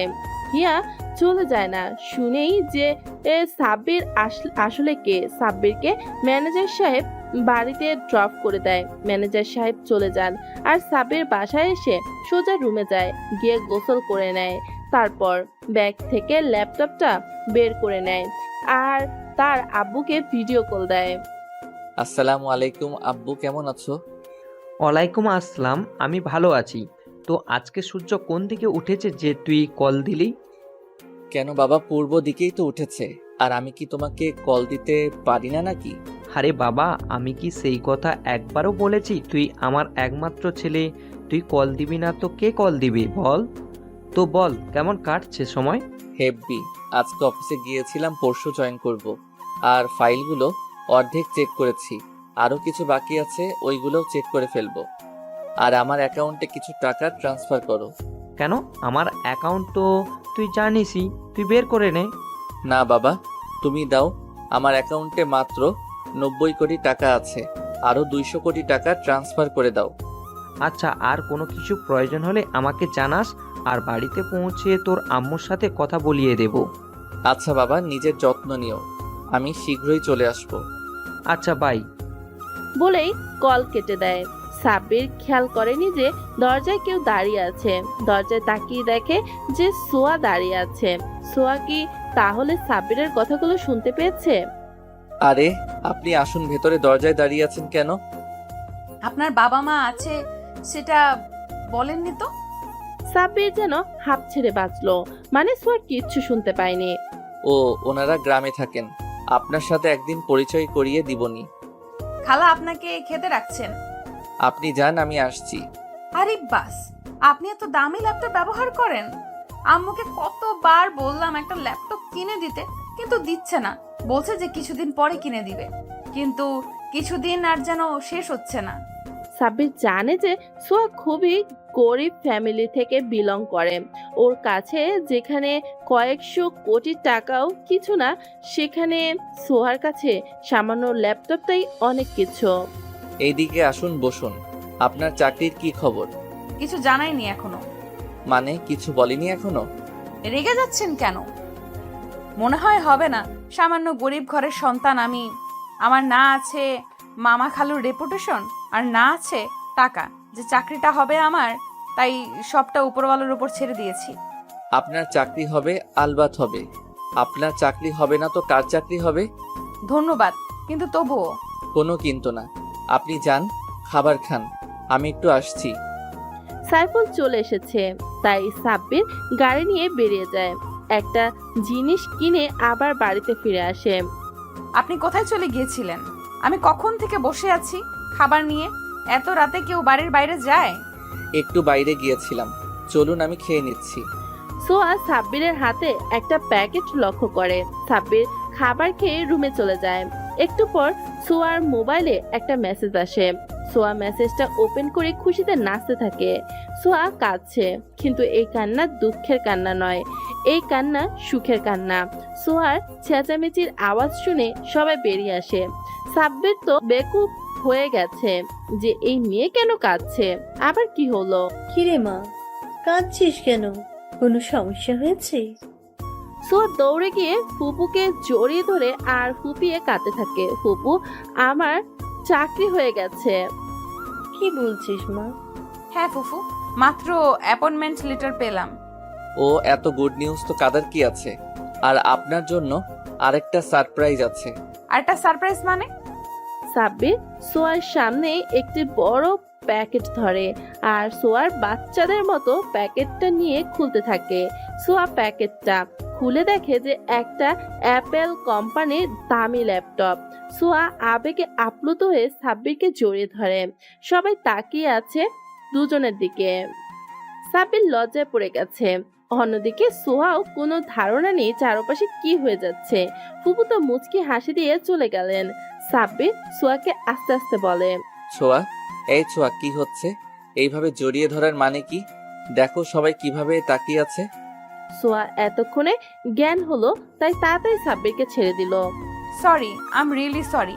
আসলে আমি কোনো দিন এরকম গিফট পাইনি তো, আর আজ চাকরিটা হয়ে গেছে, তাই খুশিটা সামলাতে পারিনি। কোনো ব্যাপার না, আমি কিছু মনে করিনি, কিন্তু চারপাশের মানুষ তো, ফুপু আর সাইফুল তো কি না কি ভেবে নিয়েছে। আসলে লজ্জায় নাক আর গাল লাল হয়ে গেছে। ওই স্যার বলতে হবে না, বুঝতে পারছি। কিন্তু আমি আপনার থেকে গিফটটা নিতে পারবো না। সাব্বিরের কেন যেন অনেক খারাপ লাগলো। কেন, পছন্দ হয়নি? না অন্য কালার পছন্দ? না আরো দামি ল্যাপটপ লাগবে? আমি কি বলেছি একবারও সেই কথা? তো আমার জানা মতে ল্যাপটপটির দাম 1.5 থেকে 2 লক্ষ টাকা। আপনি এত টাকা কোথা থেকে পেলেন যে 2 লক্ষ টাকা দিয়ে ল্যাপটপ গিফট করলেন? সাব্বির এখন কিছুটা বলবে ওর ব্যাপারে, না হলে সোয়া গিফট নিবে না। সেটা নিয়ে তোমাকে ভাবতে হবে না। আমার অ্যাকাউন্ট থেকে 2 থেকে 4 লক্ষ টাকা গায়েব হয়ে গেলেও আমার বোঝার ক্ষমতা থাকে না। আর এত সামান্য 2 লক্ষ টাকা, আমার সম্পর্কে আপনি কিছুই জানেন না। চাইলে ফুপুর কাছে জিজ্ঞাসা করতে পারেন। আর ল্যাপটপটা না নিলে আমার চাইতে খারাপ আর কেউ হবে না। এই বলে সাব্বির চলে যায় আর সোয়া ঠাই হয়ে দাঁড়িয়ে থাকে। নিয়ে নে, ও যখন গিফট করেছে নিয়ে নে। আর ওর সম্পর্কে তুই কিছুই জানিস না, কিন্তু শীঘ্রই জানতে পারবি। কে উনি খালা? জানতে পারবি, সময় আসতে দে। বলে ফুপু চলে গেলেন। সোয়ার মাথা চুলে হাতাচ্ছে আর ভাবছে, কে সাব্বির? তাতে আমার কি? যাই হোক, মানুষটা যথেষ্ট ভালো। সোয়ার কালকে জয়েনিং ডেট। সোয়ার সব গোছগাছ করে রাখে। সকালে সবাই নাস্তা করে নেয়। সোয়া, সাব্বির আর সাইফুল একসাথে রওনা দেয়। সাব্বির সোয়াকে অফিসে অবধি ড্রপ করে দেয়, তারপর এয়ারপোর্টে যায়। 2টা মার্সিডিজ আর একটা লিমোজিন লম্বা জিপ অর্ডার দিয়েছিল, ওইগুলো আনতে যায়। সাথে কিছু গার্ড নিয়ে যায়। এয়ারপোর্টে ভিআইপি কাউন্টারে দিয়ে ভেতরে ঢুকে একটা কার্গো প্লেনে গাড়িগুলো এসেছে। গার্ডরা গাড়িগুলো নিয়ে এয়ারপোর্ট থেকে বেরিয়ে আসে। সাব্বিরের ঢাকায় কয়েকটা বাংলো আছে, ওইখানে যাবে গাড়িগুলো রাখতে। এয়ারপোর্ট থেকে যখন বের হয় তখন একটা ভিআইপি ব্যাপার স্যাপার তৈরি হয়। সাব্বিরের সামনে একটা গাড়ি, পেছনে 2টা গাড়ি। অনেকে দেখেছে তাকিয়ে। এখানে আরো কেউ দেখেছে যা সাব্বিরের অজানা, সে হলো হিয়া ও মেঘা। মেঘা গাড়ির ভেতরে সাব্বিরকে দেখতে পায়। গাড়িগুলো প্রচন্ড গতিতে সামনে দিয়ে চলে যায়। হিয়া দেখতে পায়, কিন্তু কেউ শিওর না যে এটা সাব্বির, কেননা সাব্বিরের সাথে এই ভিআইপির ফ্যাসিলিটি যায় না। মেঘা, তুই কিছু দেখেছিস? আগে বলছো, তুই কি কিছু দেখেছিস? সাব্বিরকে দেখলাম গাড়িতে। আমিও তো দেখলাম। কেই সাব্বির যে ওই দিন বাবা ওকে নিজে গাড়ি ড্রাইভ করে নিয়ে গেল, আবার আজকে এয়ারপোর্ট থেকে ভিআইপি ভাবে গাড়ি নিয়ে বেরিয়ে গেল? আমার মাথায় কিচ্ছু যাচ্ছে না। আমারও। বাট হিয়া, তুই অনেক পস্তাবি। কেন? সেটা সময় বলে দেবে। সাব্বির বাংলোতে পৌঁছে গেছে। গার্ডদের থাকা খাওয়ার ব্যবস্থা করে দিয়ে চলে যায় ফুপুর বাসায়। কাল সাব্বির সিইউ হিসেবে আসন গ্রহণ করবে। মিডিয়াকে ব্যাপারটি জানিয়ে দেয় সাইফুল। সাব্বির বাসায় পৌঁছানোর পথে সোয়াকে অফিস থেকে পিক করে নেয়। সোয়াকে কেন যেন মন মরা দেখাচ্ছিল। সাব্বিরের থেকে ব্যাপারটি লুকায় না, ও ঠিক ধরে ফেলে। সাব্বির জিজ্ঞেস করে, কিন্তু সোহা বলে না। সাব্বির বাড়িতে আসে এবং খেয়ে দিয়ে ঘুমিয়ে পড়ে। সকালে আজ সাব্বিরের বাবার কথা রাখার দিন। আজ সাব্বির বাংলাদেশে মির্জা গ্রুপ অফ ইন্ডাস্ট্রির দায়িত্ব নেবে। ছোঁয়াকে ডাক দেয় সাব্বির। ও যেতে অনীহা প্রকাশ করে, বলে যে ও আর চাকরি করবে না। অফিসে কে কি বলেছে তোমাকে? কেউ কিছু বলেনি। সত্যি করে বলো, কে কি বলেছে? ম্যানেজারের মেয়ে। কি? ম্যানেজারের মেয়ে কি বলেছে? আমাকে অপমান করেছে থার্ড ক্লাস বলে। আজকে ওর একদিন তো আমার একদিন। মানে আপনি কি মজা করবেন? ওনাদের অনেক ক্ষমতা, মির্জা গ্রুপের ম্যানেজারের মেয়ে বলে কথা। বাপেরও বাপ আছে, আজ সেটা দেখবা। সোয়া কিছু বুঝতে পারছে না কি হতে চলেছে। তুমি রেডি হও, আজকে আমার সাথে অফিসে যাবা। দেখি কার এত সাহস। সাইফুল রেডি হয়ে নে। সাব্বির রুমে চলে যায় আর কিছুক্ষণ বাদে বেরিয়ে আসে। একটি কালোর ভিতরে নীল টাক্সিডো পরনে, চুলগুলো স্পাইক করা, আর হাতে দামি রোলাক্স ঘড়ি আর দামি লেদারের শু। কালোর ভিতরে সাব্বিরকে একেবারে ম্যান ইন ব্ল্যাক মনে হচ্ছে। সোহা হা হয়ে দেখছে। সাব্বির ওর সামনে এসে তুড়ি বাজায়। মশা ঢুকবে তো মুখে। মানে আমি কিছু বুঝতে পারছি না। বুঝতে হবে না, দেখে যাও। সাইফুল তোর হইছে? Yeah man, I am ready. সাইফুলও কালো ব্লেজার, কালো সাদা সানগ্লাস আর কালো জুতো পরেছে। ওকে ঋত্বিক রোশনের চেয়ে কম লাগছে না। সোয়া খালি দেখেই যাচ্ছে। সাইফুল গাড়ি নিয়ে অফিসের উদ্দেশ্যে রওনা দেয়। অফিসে যেতে হলে ওদের অফিসের সামনে দিয়ে যেতে হবে, তাই সাইফুল কল দিয়ে গার্ড সহ গাড়ি নিয়ে আসতে বলে। গাড়িগুলো সামনে সিরিয়ালে দাঁড়ায়। সাব্বির গাড়ি থেকে নামে আর সোহার হাত ধরে ওকেও নিয়ে যায়। লিমোনিজে নিয়ে বসায় আর সাব্বির আর সাইফুলও বসে পড়ে। সাব্বির আর সাইফুল হাসছে সুহার চেহারা দেখে। ওর চোখগুলো সহ চেহারা দেখার মতো। ও ভাবছে হচ্ছেটা কি, সাব্বির কে, আর এইসবের মানেটা কি, আর আমরা কোথায় যাচ্ছি। গাড়ি এসে মির্জা গ্রুপ অফ ইন্ডাস্ট্রির সামনে এসে থামলো। চারদিকে গাড়িকে ঘিরে দাঁড়ালো হাজার হাজার মানুষ আর সাংবাদিক রিপোর্টাররা। সবার চোখ গাড়ির দিকে, আর সোহার তো সব মাথার উপর দিয়ে যাচ্ছে। সে ভাবছে কি হচ্ছে তার চোখের সামনে। আর কে সাব্বির? সাব্বির দেখলো ম্যানেজার আর অফিসের উচ্চ পদস্থ স্টাফরা অফিসের গেটে দাঁড়িয়ে আছে ফুলের তোড়া হাতে নিয়ে। সাব্বির গাড়ি থেকে নামে দুজন গার্ড এসে লিমোনিজের দরজা খুলে দেয় আর বাকি গাড়িগুলো থেকে গার্ডরা নেমে আসে, সবার হাতে রিভলভার। সাব্বির লুক দিয়ে আগেই বলেছিল, একটি কালোর ভিতর নীল ট্যাক্সিডো পরনে, চুলগুলো স্পাইক করা আর হাতে দামি রোলাক্স ঘড়ি আর দামি লেদারের শু। কালোর ভিতরে সাব্বিরকে একেবারে ম্যান ইন ব্ল্যাক মনে হচ্ছে। সাব্বিরকে রিপোর্টাররা ঘিরে ধরে আর গার্ডরা সাব্বিরকে প্রোটেকশন দিচ্ছে। সোহা শুধু দেখে যাচ্ছে। সাইফুল সহ সোহাও সাব্বিরের পেছন পেছন যায়। সোহা ভালো করে তাকিয়ে দেখে এটা সেই অফিস যেখানে সে জব করে, মানে মির্জা গ্রুপ অফ ইন্ডাস্ট্রিজ। আজকের দিনটা সোহার শক্টের উপর যাচ্ছে। সাব্বির এগিয়ে গেলে ম্যানেজার সহ সবাই সাব্বিরকে স্বাগতম জানায়। উচ্চ পদস্থ স্টাফদের সাথে শেক হ্যান্ড করে এর মধ্যে একটি চেনা মুখ শেক হ্যান্ড করার জন্য হাত বাড়িয়ে দেয়, কিন্তু সাব্বির হাত মেলায় না। কেননা এ আর কেউ না, হিয়ার চোখ যেন কোঠর থেকে বেরিয়ে আসার উপক্রম। সে ভাবছে সাব্বির তাহলে এত বড় কোম্পানির সিইও, আর সোহাও একই কথা ভাবছে, কিন্তু দুজনের মনে একই কথা সাব্বির কেন আগে বলেনি। সাব্বির এগিয়ে যায়। ম্যানেজার সহ সকল উচ্চ পদস্থ কর্মকর্তা সহ মির্জা গ্রুপের বাংলাদেশ শাখার সকল শেয়ার হোল্ডাররা সাব্বিরের পিছু পিছু গেল। অফিসের বর্ণনা দেই। 50 তলা একটা বিল্ডিং, অনেকটা জায়গা জুড়ে, শহরের একেবারে কেন্দ্রবিন্দুতে অবস্থিত, আর 5000 স্টাফ নিয়ে এই অফিস চলে। ভাববেন না যে মাত্র 5000 লোক এই অফিসে কাজ করে। এটা হেড অফিস, তাই এখানে যারা কাজ করে তাদের সবাইকে অনেক দায়িত্ব পালন করতে হয়। অফিসে মোট 5টা এলিভেটর মানে লিফট আছে। সাব্বির লিফটে গিয়ে ওঠে। পেছনে ম্যানেজার সহ আরো কয়েকজন, যার মধ্যে ম্যানেজারের মেয়েও আছে। লিফট চলতে থাকে, মানে উপরে উঠতে থাকে। গন্তব্য 22 তলা, ওইখানে সিউর চেম্বার। লিফটের ভেতরে সোহার হাত ধরেছিল সাব্বির, যেটা সবার চোখে পড়ছিল। অনেকে তো ভেবে নিয়েছে যে এটা সিউ সাহেবের স্ত্রী। কেন জানি না হিয়ার খুব হিংসা হচ্ছে, সে রাগে ফুঁসছে, যেটা সাব্বিরের নজর এড়ায় না।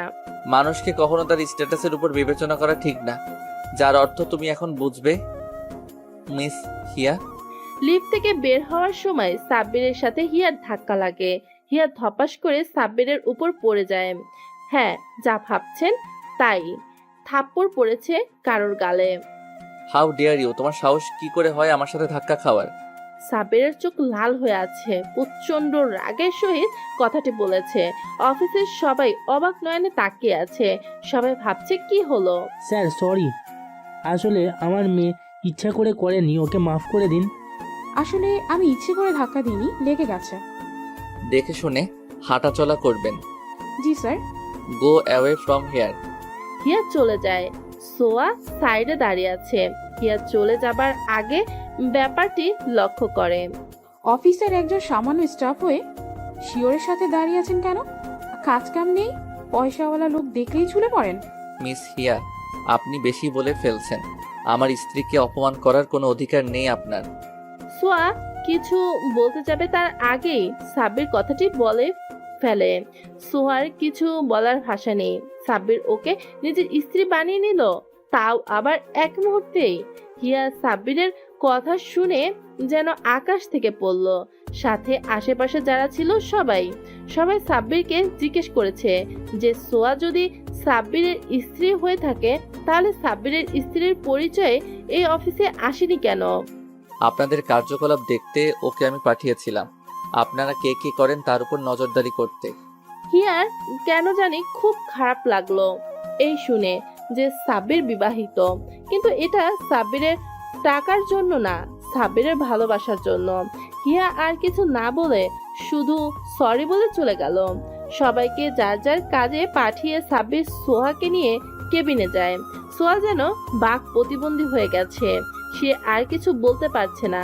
এখনো সে শক্টের ভিতরে আছে। ছোয়া, ছোয়া, এই ছোয়া, হুম, কি হয়েছে? এমন করে রয়েছো কেন? আমি কি আপনার স্ত্রী? না। তাহলে সবাইকে বললেন যে? তোমার অপমানের প্রতিশোধ নিতে। শুধু এর জন্যই? হুম, কেন তুমি অন্য কিছু আশা করেছিলে? না, আমার আর কি আশা করার থাকতে পারে? আমি স্ট্যাটাস অনুযায়ী আমি স্বপ্ন দেখি, তার বাইরে না। সোয়া সাব্বিরকে এই কয়েকদিনে অনেকটা ভালোবেসে ফেলেছে। আসলেও মানুষটাই এমন, কিন্তু ভেবেছিল বলে দিবে। কিন্তু আজ যখন জানতে পারলো যে সাব্বির এত বড় লোক, তখন ভেবে দেখলো সাব্বিরের সাথে ওর স্ট্যাটাস যায় না, কেননা ও অনেক গরিব ঘরের সন্তান। সাব্বির ব্যাপারটা খানিকটা আন্দাজ করতে পেরেছে, তাই ভাবলো কিছু একটা করা যাক। সাব্বির ওর কাজে মনোনিবেশন করলো, আর সোয়া সাব্বিরের পাশের কেবিনে বসে ফাইল ঘাটছে আর চোখের পানি ফেলছে। লাঞ্চ টাইমে সাব্বির সোয়ার কেবিনে গিয়ে দেখলো যে সোয়া চোখ মুখ লাল হয়ে আছে। সাব্বির বুঝতে পারলো কেন এমনটা হয়েছে। লাঞ্চ করতে ডাকলে সোয়া না করলো, বলল যে খাবে না। এক নাগাদ অফিস শেষ করে সাব্বির ছোঁয়াকে নিয়ে রওনা দেয়। একটা বড় রিসোর্টের সামনে গাড়ি থামে। পুরো রিসোর্টটা অন্ধকার, এক চিলতে আলোও নেই। সোয়া ভাবে যে এখানে কেন এলো তারা। ভয় পেও না, তোমার কোনো ক্ষতি হবে না। আমি কি বলেছি যে আমি ভয় পেয়েছি? না, কিন্তু তোমার চেহারা বলছে। সোয়া নিজেকে স্বাভাবিক করে নেয়। সাব্বির ছোঁয়াকে নিয়ে ভিতরে যায়। পুরোটা অন্ধকার, শুধু একটা টেবিলে একটা মোম জ্বালানো। সাব্বির ছোঁয়াকে নিয়ে টেবিলে বসায়। সোয়া টেবিলে তাকিয়ে দেখে বিভিন্ন খাবারের আইটেম। সাব্বির ছোঁয়াকে নিয়ে ডিনার করে নেয়। ডিনার শেষ হতে মিউজিক বাজতে শুরু করে। সাব্বির হাঁটু গেড়ে বসে সোয়ার সামনে বসে। সোয়া বুঝতে পেরেছে যে কি হচ্ছে, শুধু ভ্যাবলার মতো চেয়ে চেয়ে দেখছে। এই কি করছেন? হাঁটু গেড়ে বসে পড়লেন কেন? কথা কম বলো, শুধু দেখে যাও। বলবেন তো কি করছেন? আরে দেখো না কি করছি। এত কথা বলো কেন? বাচ্চাদের মতো। বয়স হয়নি তোমার, কিছু বুঝো না? বুঝি তো, কিন্তু আপনি যেটা করছেন মনে হয় প্রপোজ। সাব্বির আর কিছু বলল না, যেহেতু বুঝতে পেরেছে সেহেতু করেই দেখিয়ে দেয়। সাব্বির হাত তালি দেয়, সাথে সাথে চারদিকে হরেক রকমের বিভিন্ন কালারের বাতি জ্বলে ওঠে। সোয়া ঘটনার আকস্মিকতা সামাল দিতেই চোখ বন্ধ করে ফেলে। আস্তে আস্তে চোখ খোলে, চারদিকে চেয়ে দেখে কাচের তৈরি একটি রুম, বেলুন দিয়ে সাজানো, পুরো গ্রিন হাউসের মতো। আর চারদিকে হরেক রকমের দেশি বিদেশি ফুলের সমারোহ। পূর্ণিমার আলো কাচের ছাদ ভেদ করে এসে চারদিকে ছড়িয়ে পড়েছে। অনেক সুন্দর করে সাজানো সবটা, মনে হচ্ছে অনেক সময় লেগেছে এরকম করে সাজাতে। ছোঁয়া, আস্তে করে মিষ্টি কণ্ঠে একটা ডাক দেয়। চারিদিকে এত আয়োজন দেখছো, তা শুধু তোমারই জন্য। হ্যাঁ, এত বেলুন, ফুল, ডেকোরেশন সব তোমারই জন্য। আরো বেশি করা উচিত ছিল, প্লাস প্লেসটাও আরো সুন্দর হতো, কিন্তু কি করব বলো, অল্প সময়ে এতটুকুই সম্ভব ছিল। চারিদিকের ফুলের সুবাস তোমার পবিত্রতার জানান দিচ্ছে। ফুলগুলো দেখো, তোমার রূপে লজ্জা পেয়ে ফুটে উঠছে না। চাঁদের আলোও যেন তোমাকে আজ হিংসে করছে, কারণ চাঁদের আলোর চেয়েও তুমি বেশি স্নিগ্ধ। বাতাস আজ উতলা হয়ে উঠেছে তোমারই ছোঁয়া পেতে। হ্যাঁ, এই পরিবেশের সৌন্দর্য তোমার চাইতে বেশি নয়। তুমি অপরূপা, তাই তো আমি তোমারই প্রেমে পড়েছি। ভেবো না শুধু তোমার রূপের প্রেমে পড়েছি, তোমার গুণের প্রেমেও পড়েছি। তুমি আমার সুখ ও দুঃখ এর ভাগিদার হবে। কথা দিচ্ছি, কষ্ট তোমাকেও ছুতে পারবে না। এই বলে সাব্বির ছোঁয়ার হাতটি ধরে পকেট থেকে একটি প্লাটিনামের ডায়মন্ডের রিং বের করে সোয়ার হাতে পরিয়ে দেয়। সোয়া ভেবেছিল তার ভালোবাসা একতরফা, যা কখনো পূর্ণতা পাবে না, পেলেও দয়া করা বা করুণা হবে। কিন্তু সাব্বির যে সোয়াকে এভাবে প্রপোজ করবে তা ভাবতেও পারেনি। সাব্বিরের কানে কারো ফুপিয়ে কান্নার আওয়াজ আসে, লক্ষ্য করে যে সোহা কান্না করছে। আরে পাগলি, এখানে কান্না করার কি হয়েছে? বুঝতে পারছি তুমি আমাকে পছন্দ করো না, অসুবিধা নেই, আমি কাউকে জোর করব না। বলে সাব্বির উল্টো দিকে হাঁটা দাঁড়ে। সোহা কিছু বলেও বলতে পারে না, সাব্বির বেরিয়ে চলে যায়। অনেকটা কষ্ট পায় সাব্বির। ভেবেছিল সোহাও সাব্বিরকে পছন্দ করে, কিন্তু সোহার ব্যবহারে তা বুঝতে পারলো না। সাব্বির গাড়ি চালিয়ে বেরিয়ে যায় একটি নদীর পাড়ে, গিয়ে বসে মনের কষ্ট আক্ষেপগুলো নদীর পানিতে নিজের চোখের পানি ফেলে নদীর সাথে ভাগ করে নেয়। সোহার জন্য অন্য একটি গাড়ি রেখে যায়। সোহা গাড়ি না নিয়েই চলে যায়। অন্যদিকে কেউ একজন হিংসের রাগে ফুঁসছে। সাব্বির যে সোহাকে প্রপোজ করেছিল সেটা সাব্বিরের ড্রাইভার শুট করে নেটে ভাইরাল করে দেয়, যেটা হিয়া দেখে ফেলে। হিয়া পুরোটা ভিডিও দেখেনি, কারণ পুরো ঘটনা ড্রাইভার শুট করতে পারেনি। অনেকে ভিডিওটি কমেন্ট করেছে, একসেপ্ট করুন, দুজনকে মানিয়েছে, রোমান্টিক জুটি, সাব্বির হ্যান্ডসাম, সোয়া কিউট, বিউটিফুল ইত্যাদি। এসব দেখে হিয়া রাগে ফুঁসে। আসলে এই রাগটা কেন? হিয়া যখন আগে জানতো সে সাব্বির গরিব, তখন তো এমন লাগেনি। তাহলে যখন সাব্বিরের ক্ষমতা, টাকা পয়সা দেখলো, তখন থেকেই কেন হচ্ছে? এটা আর যাই হোক ভালোবাসা না, লোভ। হিয়া প্ল্যান করে যে ছোঁয়ার ক্ষতি করবে, সে উদ্দেশ্য কিছু গুন্ডা পাঠায়। সাব্বির তার লোকদের মাধ্যমে খবরটি পেয়ে যায়।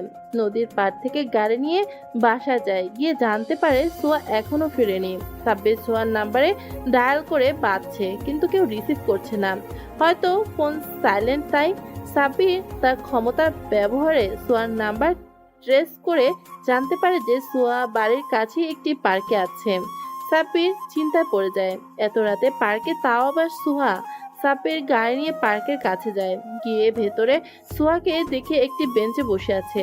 সাব্বির সোহাকে বুঝতে দেয় না যে সাব্বির এখানে আছে, কারণ সাব্বিরের এখন সোহার সামনে যেতেও সংকোচ হচ্ছে। সাব্বির আবারও খবর পায় যে ওরা সোহাকে মারতে এখানে আসছে। সাব্বির পার্কের একেবারে দৌড় প্রান্তে অপেক্ষা করতে থাকে। একটু বাদে একটা গাড়ি আসে। 4-5 জন লোক নামে গাড়ি থেকে, দুজনের হাতে ছুরি আর একজনের হাতে হকি স্টিক। বড় ভাইরা কোথায় যাওয়া হচ্ছে শুনি? তুই কে রে যে তোকে বলতে যাব? সামনে থেকে সর। আরে ভাই, এত তারা কিসের, একটু ওয়েট করো। তোর নিশ্চয়ই মরতে ইচ্ছে হয়েছে যে সামনে থেকে সরছিস না। আরে ভাই কুল, এত গরম মেজাজ স্বাস্থ্যের পক্ষে ভালো না। দাঁড়া, তোর স্থান কি আর ক্ষতি কি জিনিস দেখাচ্ছি। বলেই সাব্বিরের নাক বরাবর একটা ঘুষি মারে। সাব্বির মাটিতে পড়ে যায়, নাক দিয়ে রক্ত বের হতে থাকে। কি রে, বুঝেছিস না আরো বোঝাতে হবে? ভাই আমি ছাত্র ভালো, একবারই বুঝতে পারছি। এইবার যা শেখালেন তা আপনাদের করে দেখাই। দেখা, আমরাও দেখি। ধর শালারে। বলেই তিনজন মিলে সাব্বিরকে অ্যাটাক করে আর সাব্বির একা তিনজনের সাথে মারামারি করতে থাকে। এক পর্যায়ে তিনজনের অবস্থায় খারাপ করে দেয় সাব্বির, কিন্তু হঠাৎ কিছুর জোরালো আঘাত অনুভব করে পিছে। দেখতে পায় একটা গুন্ডা তার মাথায় হকি স্টিক দিয়ে বাড়ি দিয়েছে। সাব্বির নিজেকে অনেক কষ্টে সামলে নেয় আর আবার লেগে পড়ে। এইবার চারজনের অবস্থা খারাপ করে দেয়। চারজন ওর সাথে পেরে না উঠে গাড়ি নিয়ে চলে যায়। সাব্বির নিজের গাড়ির সাথে গিয়ে হেলান দিয়ে বসে পড়ে। এতক্ষণ খেয়াল করেনি যে মাথা ফেটে গলগল করে রক্ত বেরোচ্ছে। রক্তে গায়ের জামার কালার বদলে গেছে। বুঝতে পারে যে ওর অবস্থা বেগতিক, তাই সাইফুলকে কল লাগায় আর ঠিকানা দিয়ে চলে আসতে বলে। সোয়া অনেকক্ষণ পার্কে বসে থেকে কান্না করে। আসলে ও চায়নি সাব্বিরকে ফিরিয়ে দিতে, কিন্তু বলার সুযোগটাও যে পায়নি ওইভাবে, তাই ঠিক করে বাড়িতে গিয়ে বলে দিবে। পার্কের গেটে আসতেই দেখতে পায় সাব্বিরের গাড়ি। এগিয়ে যায়, গিয়ে যা দেখে তার জন্য একেবারেই প্রস্তুত ছিল না। দেখে সাব্বির রক্তমাখা অবস্থায় গাড়ির সামনে হেলান দিয়ে আছে, আসলে অজ্ঞান হয়ে গেছে। সোয়া কি করবে বুঝতে পারে না, ওর মাথা চক্কর দিয়ে ওঠে। ও বুঝতে পারছে না যে সাব্বির এখানে কেন আর এই অবস্থায় বা কি করে হলো। চারপাশে ডাকতে থাকে, কাউকে না পেয়ে নিজেই সাব্বিরকে অনেক কষ্টে গাড়িতে উঠায় আর হাসপাতালে নিয়ে যায়। সোয়া পুরোটা রাস্তা কাঁদতে কাঁদতে এসেছে। আসলে নিজের ভালোবাসার মানুষের এই অবস্থা যে কারোর কাছেই ভালো লাগবে না। হাসপাতালে পৌঁছে সাব্বিরকে ভেতরে নিয়ে যাওয়ার জন্য নার্সের ডাক দেয়, স্ট্রেচার নিয়ে ওকে ভেতরে নিয়ে যায়। সোয়া করিডোরে এসে হাঁটতে হাঁটতে অজ্ঞান হয়ে যায়। অন্যদিকে সাইফুল পার্কে এসে কাউকে না পেয়ে পার্ক রক্ত দেখে ভয় পেয়ে যায়। সাইফুল জানতো সাব্বিরের অবস্থা আর এটাও জানতো যে এখানে সোহাও আছে। কাউকে না পেয়ে পাগলের মতো খুঁজতে থাকে। নিজের বেস্ট ফ্রেন্ড কম ভাই বলে কথা। সাইফুল সাব্বিরের মা বাবাকে খবর দিয়ে দেয়। ওনারা প্রাইভেট জেট রওনা হয়। ওনাদের রাস্তা যেন ফুরাচ্ছে না। অনেক সময় পর তারা বাংলাদেশের এয়ারপোর্টে এসে পৌঁছায়। এসে ডিফেন্স মিনিস্টারের সাথে কথা বলেন যে কোনো মূল্যেই তার ছেলেকে খুঁজে দিতে, না হলে সবাইকে দেখে ছাড়বে। ডিফেন্স মিনিস্টার পুরো বাংলাদেশে সাব্বিরের খোঁজ চালাতে থাকে। টিভিতে ছবি সহ প্রচার করে দেওয়া হয়। সাব্বিরের বাবার দাপটে আমেরিকার বড় বড় মিনিস্টার পর্যন্ত কাঁপে। সেখানে বাংলাদেশ কাঁপানো ওনার কাছে কোনো ব্যাপারই না। হাসপাতালের স্টাফরা টিভিতে সাব্বিরের ছবি দেখে সাব্বিরের বাবাকে ইনফর্ম করে। সাব্বিরের বাবা সেখানে তাৎক্ষণিক পৌঁছে যায়। সাব্বির এখনো অজ্ঞান হয়ে আছে। সাব্বিরের কারণে সোয়াও অজ্ঞান হয়ে আছে। ওদের দুজনকে একই কেবিনে রাখা হয়েছে। সাব্বিরের বাবা সহ ডিফেন্সের মিনিস্টার নিজে এসেছেন হাসপাতালে, সাথে তো আছেই আর্মি প্রোটেকশন। ব্যাপারটাই কেমন যেন ভিআইপি। পুরো হাসপাতালে প্রেস সাংবাদিক দিয়ে তলিয়ে গেছে। সাব্বিরের মা কেবিনে গিয়ে সাব্বিরকে দেখে একটু চিন্তামুক্ত হন, কিন্তু সাব্বিরের এই অবস্থার কারণ জানতে চান সাইফুলের কাছে। সাইফুল বলে যে জানে না, কিন্তু সাইফুল বলে যে সোহা জানলেও জানতে পারে। সোহার জ্ঞান ফিরে এসেছে। সোহা তার পাশে তার খালা এবং একজন মহিলাকে দেখতে পায়। সোহা সেদিকে কিছুক্ষণ তাকিয়ে মনে করে যে সে কোথায় আছে। তার সব মনে পড়ে কালকের কথা। সাব্বির, সাব্বির, আমার সাব্বির কই? আমার সাব্বির কই? খালা, আমার সাব্বির কই? ওর কিছু হয়নি তো? ওর কিছু হলে আমি নিজেকে শেষ করে দিব। আস্তে মা, শান্ত হ। ওর কিছু হয়নি। এইদিকে তোর পাশের বেডে শুয়ে আছে। সোহা সেদিকে তাকিয়ে এক নজর সাব্বিরকে দেখতে থাকে। সাব্বিরকে দেখে কিছুটা শান্ত হয়। মা, তুমি বলতে পারো সাব্বিরের এই অবস্থা কেন? সোহা সাব্বিরের মাকে কাল রাতে প্রপোজ থেকে শুরু করে পার্ক পর্যন্ত যতটুকু জানতো সে ততটুকু বলে দেয়। আপনার ছেলের জ্ঞান ফিরলে বাকিটা জানা যাবে। ডাক্তার জানায় যে কিছুক্ষণের ভিতরে সাব্বিরের জ্ঞান ফিরে আসবে। সবাই অপেক্ষা করতে থাকে। ঘন্টাখানেক পর সাব্বিরের জ্ঞান ফিরে আসে। মা, ছোঁয়া কোথায়? ওর কিছু হয়নি তো? ও ঠিক আছে তো? কিচ্ছুটি হয়নি, এই যে তোর সামনে বসে আছে। সাব্বির সোয়াকে দেখতে পেয়ে আশেপাশে কি আছে তার তোয়াক্কা না করে সোয়াকে জড়িয়ে ধরে। সোয়া সাব্বিরকে জড়িয়ে ধরে ফুপিয়ে কান্না করতে থাকে। সাব্বির কিছুক্ষণ বাদে চারিপাশে সবাইকে দেখতে পেয়ে সোয়াকে ছেড়ে দেয়। বাবা বলো তো কিভাবে এমন হয়েছে আর কে করেছে? সাব্বির সবটা বলে দেয় আর প্রচন্ড রাগের সহিত বলে যে ওকে ছাড়বে না, সর্বোচ্চ শাস্তি দিবেন। স্যার এবার আমি তাহলে আসি। আপনার অপরাধী কিছুক্ষণের ভিতরে কারাগারে অবস্থান করবে, আমি কথা দিচ্ছি। Thanks a lot. Sir it's my duty. সবাই চলে গেলে কেবিনে সাব্বির, ওর মা বাবা আর সাইফুল, ফুপু আর সোয়া আছে। সোয়া সরি তোমাকে কষ্ট দেওয়ার জন্য। আসছে এখন সরি বলতে। আর একটু অপেক্ষা করলে তখন কি ক্ষতি হতো, এই পরিস্থিতির সৃষ্টি তো হতো না। সাব্বির তোর ব্যাপার স্যাপার কি? তোকে বিয়ের জন্য এই জন্যই রাজি করানো যায় না। আমি কিন্তু খুব খুশি, আমার মেয়ে অনেক পছন্দ হয়েছে। তোমাদের পছন্দ হলে তো হবে না, যার মনে জায়গা চাইছি সে তো দিবে না বলছে। আমি যাই, তোমরা কথা বলো। আর এক পা সামনে গেলে পা ভেঙে এখানে পঙ্গু বানিয়ে রেখে দিব, তারপর আমি সেবা করব। তোর এইবার একটা ব্যবস্থা করতে হবে। হ্যাঁ, আমার বৌমাই পারবে তোর একটা ব্যবস্থা করতে, তোকে বাদর থেকে মানুষ বানাতে। আমি এখনো বিয়েই করলাম না আর এনারা বৌমাও বানিয়ে নিয়েছে। কেন আমাকে বিয়ে করবে না? না। কি? আরে বাবা ফায়ার হও কেন? আমি তোমাকেই বিয়ে করব। তোমাকে ছাড়া কাকে বিয়ে করব? এইরকমই বাধ্য হয়ে থাকবা। সবাই হাসতে থাকে আর সাব্বির সবার চেহারা দেখছে। টিপ দে শালা। আমি না, তুই আমার শালা। একটা হলে হবে।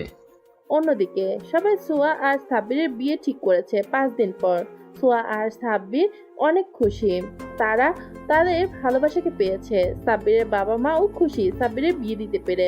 আর হিয়াকে অ্যারেস্ট করা হয়েছে 7 বছর পর। আব্বু তুমি অফিস থেকে আসার পথে আমার জন্য টফি নিয়ে এসো। Abu, আমার জন্য bayal থেকে বেটি চকলেট আনবা। ওকে মামনি। আব্বু তাহলে আমার জন্যও এনো। আরে তুমি এখনো অফিসে যাওনি? আমার জান পাখিরা যেতে দিলে তো যাব। কি ব্যাপার, তোমাদের আব্বুকে যেতে দিচ্ছ না কেন? আম্মু, আমিলা ভাইয়া। আবার আমাকে দোষ দিচ্ছ, দেখছো আব্বু? আচ্ছা কারোরই দোষ নাই, আমি এইবার তাহলে আসি। তোমার দাদু ভাই গাড়িতে বসে আছে। ওকে পাপ্পা। তাহলে আমার পাপ্পি কই? সাদাত আর পরি সাব্বিরের 2 গালে কিস করে। আরো একজন বাকি আছে। সাদাত, পরি, তোমাদের দিদুন ডাকছে, যাও। ওকে ওকে। বাচ্চাদের সামনে রোম্যান্স করা চাই, হ্যাঁ? জানো না আমি একটু বেশি রোমান্টিক। বলে আমার বাবুটা বলে সাব্বিরের ঠোঁটে আলতো করে একটা ভালোবাসার পরশ দেয়। এভাবেই চলছে সাব্বির আর সোহার জীবন। দোয়া করবেন যেন এভাবেই চলতে থাকে, সুখ দুঃখে একে অপরের পাশে থাকে।